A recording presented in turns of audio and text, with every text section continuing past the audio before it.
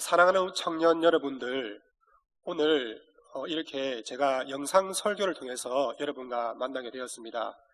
청년들을 또 너무나 보고 싶고 또 만나고 싶지만은 정말 이런 코로나 때문에 만날 수 없어서 너무나 마음이 아프고 아쉽습니다. 하지만 말씀을 통해서 또 청년들을 만나고 싶어서 제가 오늘 이렇게 영상으로 또 설교를 촬영해서 여러분들과 함께 하려고 합니다. 삶의 현장 속에서 어느 곳이든지 하나님 말씀 붙들고 믿음으로 강건히 설 수 있는 우리 청년들이 되기를 간절히 소망합니다. 요즘 청년들의 문화를 대표하는 하나의 중요한 단어가 있습니다. 바로 그것이 소통이라는 단어입니다. 대부분의 청년들이 좋아하는 친구들은 소통이 잘 되는 친구입니다. 나와 관심사가 비슷해서 같이 이야기를 하면 할수록 대화거리가 점점 많아지는 친구들, 또 내가 말하는 것들을 잘 들어줄 수 있는 그러한 친구들, 그렇게 소통이 잘 되는 사람들과 친구가 되고 또 오랫동안 친구 관계를 원하는 것이 바로 오늘날 소통을 중요시하는 청년들의 문화일 것입니다. 제가 예전에 우리 청년들의 배우자상, 내가 원하는 배우자상을 이야기하다가 이런 이야기를 들었습니다. 목사님, 내가 좋아하는 배우자상은요, 무엇보다도 소통이 잘 되는 배우자입니다. 나의 남편, 나의 아내와 소통이 잘 된다면은 행복한 가정생활을 누릴 수 있을 것입니다. 라고 말하는 것을 들었습니다. 우리 인간과의 관계뿐만 아닙니다. 하나님을 믿는 우리도 하나님과 소통이 잘 되는 사람들이 하나님의 은혜를 받고 또 하나님 주시는 아름다운 미래를 선물로 받을 수 있습니다. 또 우리의 삶 가운데 행복한 삶을 살아갈 수 있습니다. 그렇다면은 하나님과 소통을 잘하기 위해서 우리가 가져야 할 중요한 자세는 무엇일까? 라는 그런 질문을 가지고 오늘 하나님의 말씀을 증거하겠습니다. 3월 15일 날 소수의 청년들이 청년부실에서 모여서 함께 예배를 드렸습니다. 그때 예배를 드릴 때 제가 여리고성 전투에 대해서 말씀을 드렸습니다. 여호수아와 이스라엘 백성들이 여리고성에서 승리할 수 있었던 가장 중요한 이유는 이스라엘 백성들과 여호수아가 하나님 말씀에 순종하고 하나님 앞에서 참된 예배자로 섰기 때문이었습니다. 자, 오늘 여호수아서 7장 1절에서 12절까지의 오늘 설교 본문은 여호수아와 이스라엘 백성들의 아이성 전투에 대해서 이야기를 해주고 있습니다. 여호수아서 7장 1절 말씀에 보면은 이스라엘 백성들이, 이스라엘 자손들이 라고 하는 한글 문구로 시작합니다. 자, 그런데 영어 성경에 보면은 우리나라 성경에는 없지만은 이스라엘 자손들이 앞에 but이라고 하는 역접 접속사가 쓰여져 있습니다. but이 무엇입니까? 앞의 내용과 전혀 다른 내용이 나올 때 이 but이라고 하는 단어를 사용합니다. 자, 오늘 이 but이라는 단어가 1절 초반부에 나온 이유는 여호수아 6장에서의 여호수아의 승리의 내용과는 달리 뭔가 7장에서는 승리가 아니라 뭔가 찜찜한 내용들, 뭔가 실패의 내용들이 나오는 것이 아닐까라고 하는 것들을 우리가 조금 암시를 해볼 수가 있습니다. 오늘 1절 말씀에 보면은 여리고성 전투 때 아간이라고 하는 사람이 하나님께 드려야 하는 전리품을 도둑질했다라고 기록합니다. 1차 여리고성 전투 때에는 하나님께서 이스라엘 백성들이 전쟁에서 이겨서 얻은 전리품들을 모두 하나님께 바칠 것을 요구하셨습니다. 그런데 그러한 하나님의 명령을 무시하고 아간이라는 사람은 그 전리품 중에 일부를 착복하고 도둑질하였습니다. 자, 거기에 대해서 1절 말씀해 보면은 한 사람의 삶이 공동체 전체에 큰 영향을 미침을 이야기합니다. 아간 한 사람의 범죄가 하나님께서는 이스라엘 백성들에게 진노하셨다. 아간 한 사람의 범죄 때문에 하나님께서는 이스라엘 백성들에게 진노하셨다고 1절 말씀에 이야기를 하고 있습니다. 자, 다음으로 오늘 본문 2절에서 5절까지는 이스라엘의 아이성 전투 과정과 결과에 대해서 이야기를 해주고 있습니다. 2절에서 5절까지 말씀 보면은 여호수아는 아이성 전투를 위해서 정탐꾼을 아이성에 보냅니다. 우리가 전쟁에서 승리하기 위해서는 그 상대방의 상황, 군사 전략, 군사, 성의 배치 이런 것들을 잘 알아야 되겠죠. 자, 그래서 여호수아는 정탐꾼들을 아이성에 보냅니다. 그런데 정탐꾼이 여호수아에게 와서 이렇게 보고합니다. 여호수아 장군님, 이 아이성은 여리고성보다 훨씬 작은 성입니다. 그래서 3,000명 정도의 군사만 있으면은 우리가 승리할 수 있습니다. 라고 이렇게 보고합니다. 여호수아는 하나님께 아이성 전투를 어떻게 승리할 수 있을까요? 치를 수 있을까요? 라고 하는 부분에 대해서 물어보지 않았습니다. 정탐꾼의 이야기를 듣고 바로 3,000명의 군사만 아이성에 보냅니다. 그런데 오늘 본문에 따르면은 바로 이 아이성 전투에서 이스라엘 군사들이 36명이 죽고 크게 패배해서 도망해 왔다. 큰 실패를 경험했다라고 오늘 말씀하고 있습니다. 이 아이성은 다른 성과는 달리 해발 800m 정도의 위치에 있는 성입니다. 그러니까 굉장히 공격하는 입장에서는 공격하기가 쉽지 않은 성입니다. 그리고 이 아이성의 주민은 여호수아서 8장 24절에서 25절 말씀에 따르면 전체 주민의 수, 남녀를 합친 전체 주민의 수가 12,000명이었습니다. 아이성의 주민이 12,000명이라면 우리가 대략적으로 아이성의 군사가 얼마나 될까 추정해 볼 때 한 3,000명, 한 4,000명 정도가 되지 않을까라고 이렇게 추정해 볼 수가 있습니다. 군사 전략가들의 의견에 따르면요, 보통 성을 방어하는 것보다 성을 공격하는 것이 훨씬 더 어렵다고 말합니다. 특히 이 아이성은요, 바로 해발 800m에 위치해 있었습니다. 그리고 군사 전략가들은 성을 공격하기 위해서는 성 안에서 방어하는 군사들의 5배 이상의 군사가 있어야지 성을 점령할 수 있다라고 이렇게 말하고 있습니다. 아이성의 3,000명의 군사들과 싸워 이기기 위해서는 최소한 여호수아는 15,000명의 군사를 보내야 합니다. 이것이 바로 군사적인 상식이었습니다.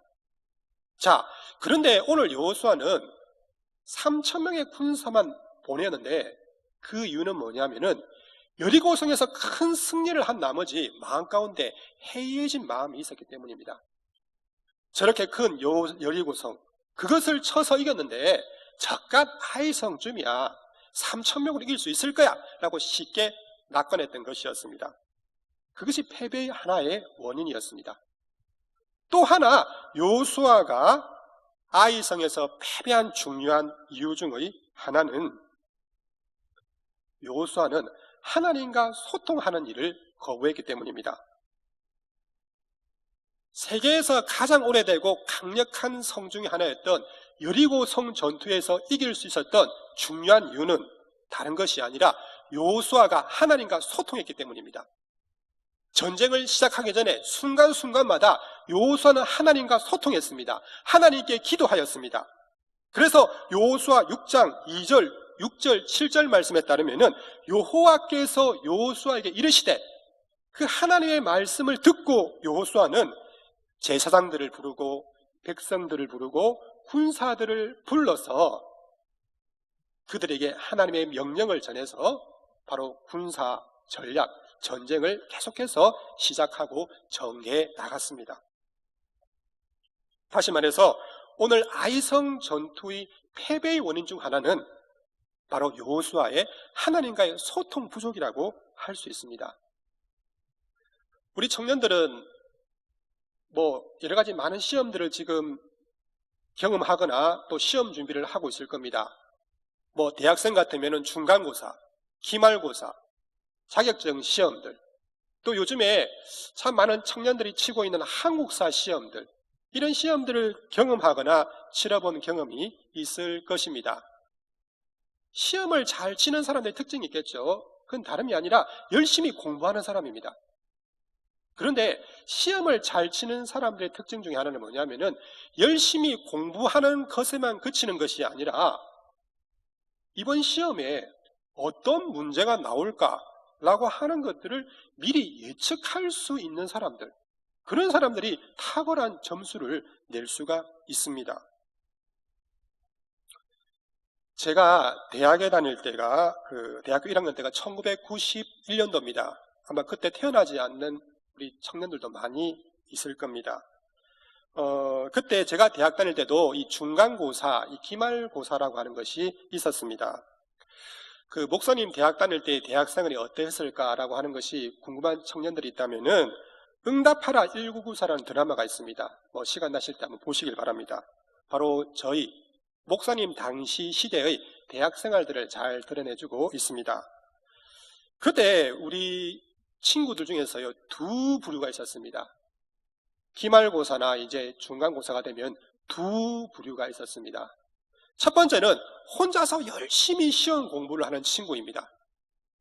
그 친구는 그냥 혼자서 어떤 다른 사람들과의 소통을 완전히 끊어버리고 혼자서 열심히 공부를 하는 중간고사, 기말고사를 준비하는 친구들이 있었습니다. 두 번째 부류는 그렇게 열심히 공부하는 것 같지는 않은데 설렁설렁 하는 것 같은데 뭐냐면요, 선배들과 소통을 잘하고 친해져가지고 선배들로부터 좋은 시험 정보를 얻어서 막상 시험 칠 때 좋은 성적을 얻는 친구들이 있었습니다. 물론 이제 혼자서 공부한다고 해서 다 성적이 안 좋았던 것은 아니었습니다. 그런데 어떤 친구들을 보면요, 혼자서 열심히 공부하다가 전혀 엉뚱한 곳에서 문제가 나와서 시험을 망친 친구들을 종종 보게 됩니다. 목사님 당시에는 이 중간고사, 기말고사 때 족보라고 하는 단어가 유행했습니다. 족보가 뭐냐면은 우리 할아버지, 증조할아버지, 고조할아버지 이런 계보, 이것을 말하는 그런 족보가 아니고요, 선배들이 가지고 있는 시험 정보, 기출 문제, 이걸 족보라고 말합니다. 자, 그래서 우리 친구들이 서로 이야기하면서 야, 너 혹시 이번 시험 칠 때 족보 얻었어? 라고 하는 이야기들을 많이 했습니다.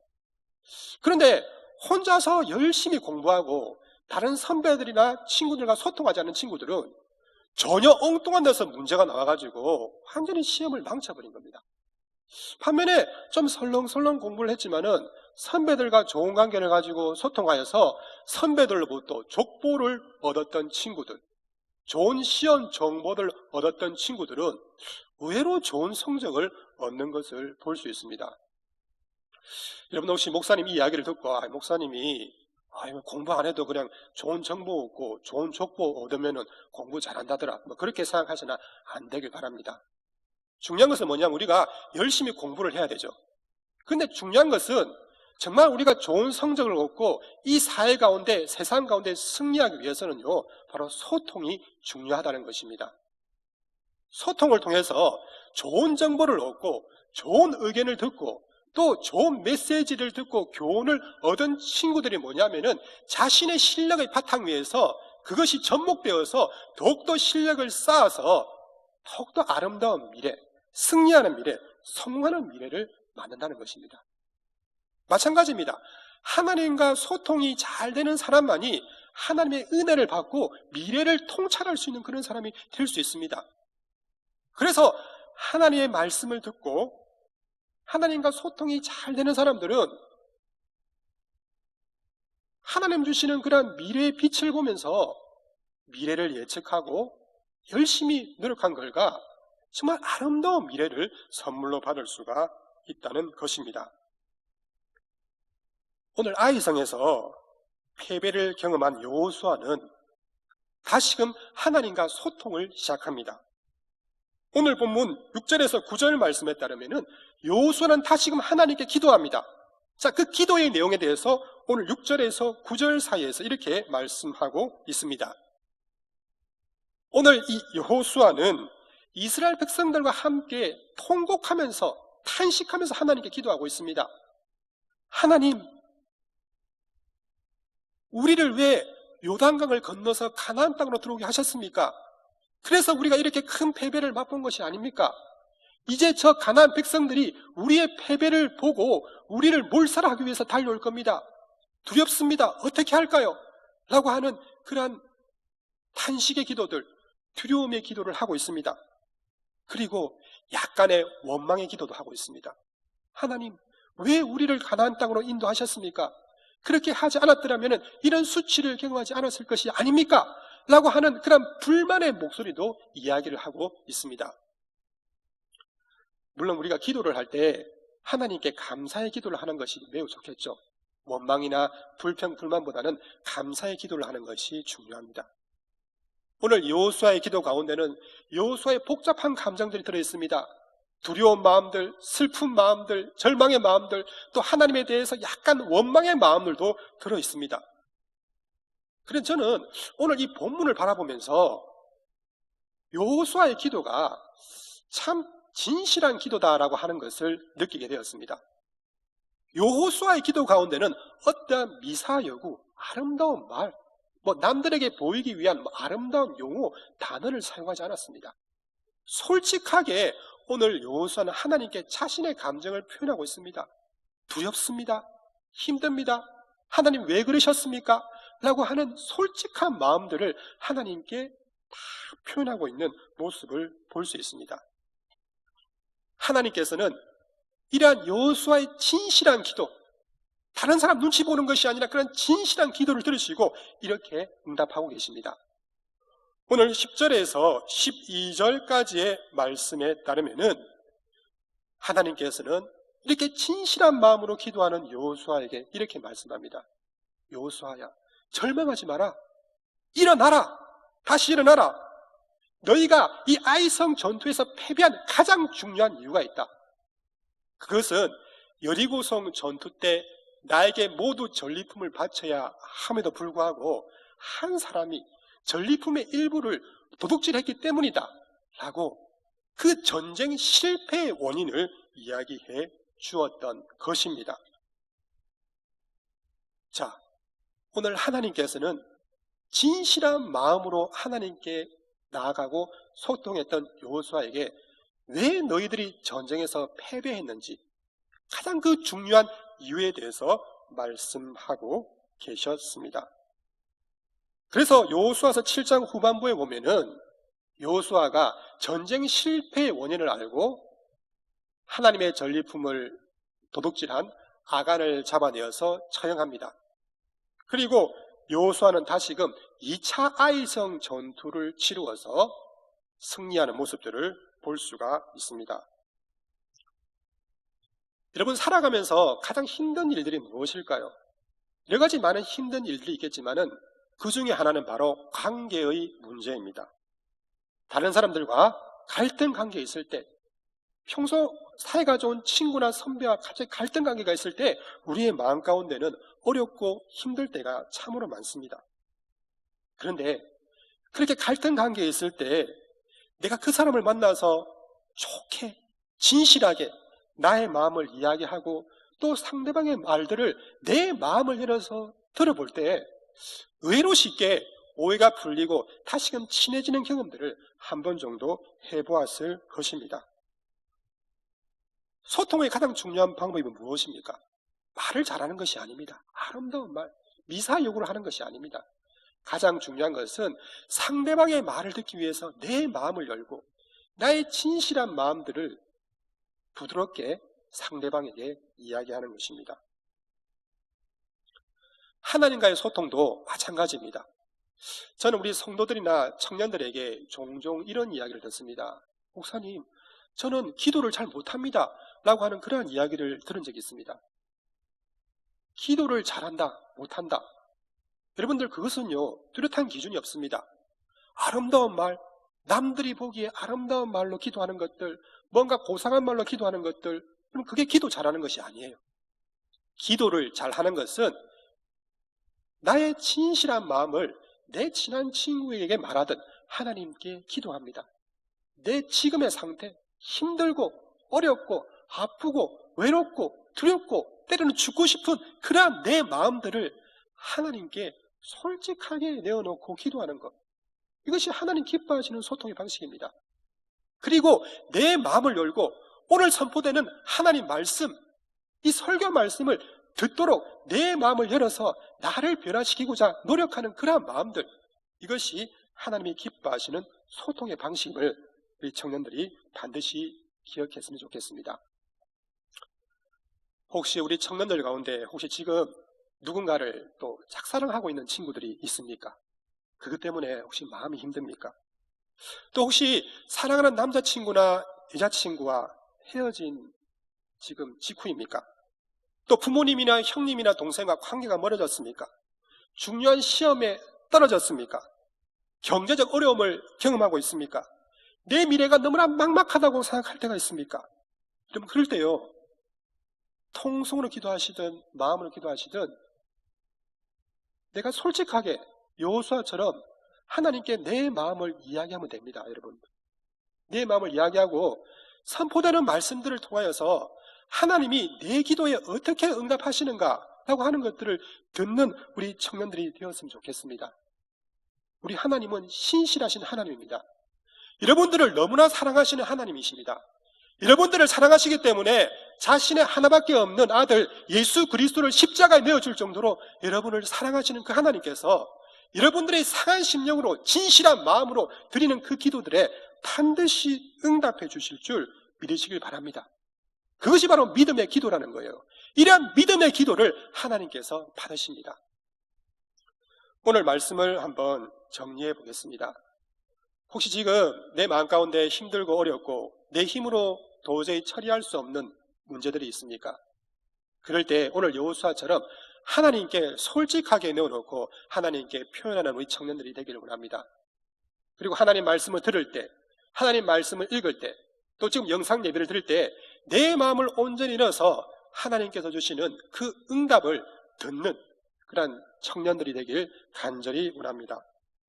이처럼 믿음으로 하나님과 소통하고 기도하는 청년들에게 우리 하나님께서는 큰 은혜를 주시고 그 기도 가운데 반드시 응답해 주실 것입니다.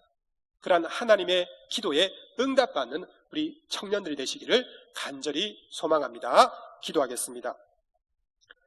살아계신 하나님, 은혜 참으로 감사드립니다. 하나님, 지금 내가 여러 가지 어렵고 힘든 마음들이 많습니다. 관계의 문제들, 경제적인 문제들, 때로는 내 미래에 대한 진로의 문제들, 너무나 많은 고민들을 가지고 있습니다. 그러한 고민들을 하나님 앞에 숨김없이 진실하게 표현하고 소통할 수 있는 저희들 될 수 있게 하여 주옵소서. 오늘 선포되는 말씀들을 듣고 또 하나님 말씀을 읽을 때 마음을 열고 하나님께서 나의 기도에 어떻게 응답하시는가 내 마음을 열 수 있는 청년들이 될 수 있도록 인도해 주옵소서. 그래서 하나님께서 주시는 기도 응답을 받아서 셈 얻고 새로운 미래를 만들어 나갈 수 있는 우리 청년들 되길 간절히 소망합니다. 감사드립니다. 예수님의 이름으로 기도드립니다. 아멘.